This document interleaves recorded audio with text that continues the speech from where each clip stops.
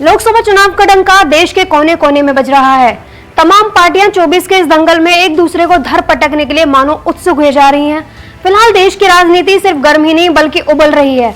जी हां, जिस तरीके से पार्टियां आए दिन एक दूसरे को आड़े हाथों ले रही हैं, उससे तो यही लगता है कि 24 के चुनावों से पहले कहीं विश्व युद्ध जैसे आसार ना बन जाएं। अब 24 के चुनावी अखाड़े में एक तरफ तो जनता के दिलों पर राज करने वाली भाजपा, तो दूसरी ओर तमाम विपक्षी गठबंधन इंडिया एक दूसरे को धूल चटाने में लगे हुए हैं।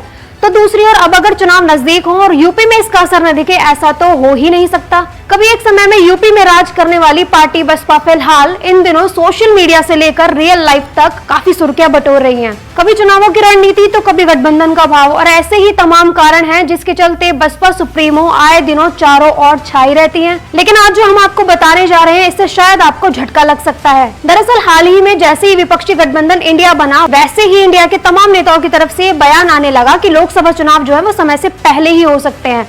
लेकिन इस पूरे मामले में नया मोड़ तब आया जब खुद बसपा सुप्रीमो ने कुछ ऐसा ही कह डाला। सिर्फ कहा ही नहीं बल्कि डंके की चोट पर सोशल मीडिया पर ट्वीट कर इस बात का समर्थन कर डाला। आपको बता दें कि मायावती ने अपने ट्वीट में लिखा कि लोकसभा चुनाव समय पूर्व होने की संभावना के मद्देनजर बीएसपी द्वारा पार्टी संगठन की मजबूती, सर्व समाज में जनाधार को बढ़ाने की अनावरण प्रक्रिया के साथ ही उम्मीदवारों के चयन आदि को लेकर यूपी के बाद उत्तराखंड के छोटे बड़े सभी पदाधिकारियों की बैठक संपन्न हो चुकी है। यह क्रम राज्यभर जारी रहेगा।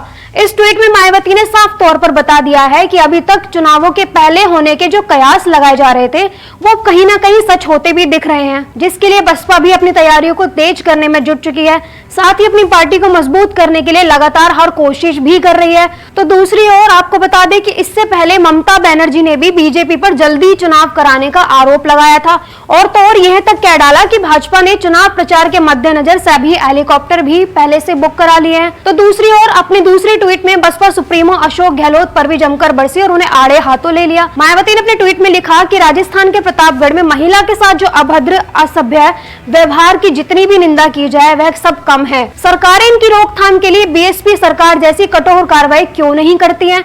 यह सोचने की बात है। विभिन्न राज्यों में इस प्रकार की जघन्य घटनाओं को लगातार होना अति शर्मनाक। तो दूसरी ओर आपको बता दें, अब पार्टियों की तैयारी तो जोरों शोरों से चल ही रही है, लेकिन अगर लोकसभा चुनाव समय से पहले होते हैं तो ये देखना काफी दिलचस्प होगा कि 24 का जो ताज है वो किसके सर सजने वाला है। आपकी इस खबर पर क्या राय है, हमें कमेंट करके जरूर बताएं, और ऐसी ही तमाम खबरों के लिए हमारे सभी सोशल मीडिया प्लेटफॉर्म्स को फॉलो करना ना भूलें।